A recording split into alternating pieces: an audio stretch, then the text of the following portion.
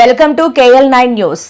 విశాఖ పెందుర్తి ఈ నెల 23వ తారీఖున స్టీల్ ప్లాంట్ శంకుస్థాపన కార్యక్రమాన్ని విజయవంతం చేయాలని AP oil and seeds corporation chairman Gandi Babji party శ్రేణులకు పిలుపునిచ్చారు.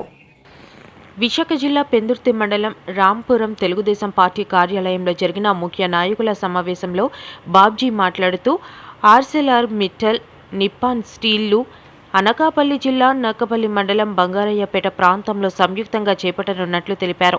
తొలి దశలో 80,000 కోట్ల రూపాయలు పెట్టుబడితో ఆరంభమయ్యే ఈ పరిశ్రమ నందు దాదాపు 30,000 మంది యువత ఉద్యోగాలు పొందగలరని ఆశాభావం వ్యక్తం చేశారు. అలాగే ఉగాది సందర్భంగా ప్రభుత్వం విడుదల చేసిన జాబ్ క్యాలెండర్ పట్ల ప్రజలు హర్షం వ్యక్తం చేస్తున్నారని పేర్కొన్నారు. ఈ కార్యక్రమంలో పార్టీ పరిశీలకులు కోరాడ రాజాబాబు, స్థానిక పార్టీ నాయకులు కునిగంటి కనకరాజు, వేగి పరమేశ్వరరావు, అవగడ్డ అప్పలనాయుడు తదితరులు మాట్లాడుతూ ప్రభుత్వం ప్రతిష్టాత్మకంగా నిర్వహించతలపెట్టిన ఈ కార్యక్రమానికి పెద్ద ఎత్తున జన సమీకరణం చేయాలని పార్టీ శ్రేణులకు పిలుపునిచ్చారు. చాలా మంది మనలో చూసే ఉంటాం. ఒక ఐటీలో సుమారు నెలకి 12 లక్షల ఉద్యోగం ఉంది. ఒక అమ్మాయి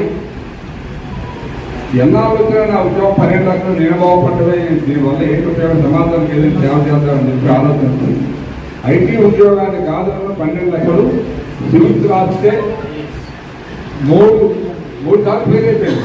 మానేసి తప్పులు ఇచ్చామా, ఇంట్లో ఏమంటారు, ఫ్రెండ్స్ ఏమంటారు, నీకు ఒదుకొడుకుంది వన ఉద్యోగాన్ని వేస్తామని చెప్పి వాళ్ళు ఉంటారు.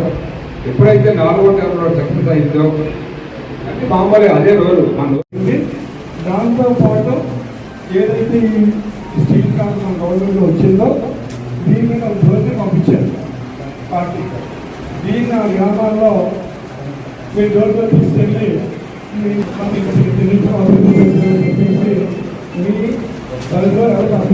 సోషల్ క్యాంపెయిన్లో మన వ్యవసాయం క్యాంపెయిన్ చేశామో దీన్ని కూడా లోకల్ చేసి ఈ 2 ప్రోగ్రామ్ విజయవంతం చేయాలని చెప్పి అందరూ కోరుతా ఉన్నా. మళ్ళీ మొదటి వెహికల్ సేఫ్టీ ట్రాన్స్పోర్టేషన్ ఆంధ్రప్రదేశ్లో ఏదైనా వెళ్తా ఉంది డీటెయిల్గా ముందు చెప్పడం కాబట్టి ఈ విధంగా నాయకులు అప్పుడు అందుకోవడం జరుగుతుంది.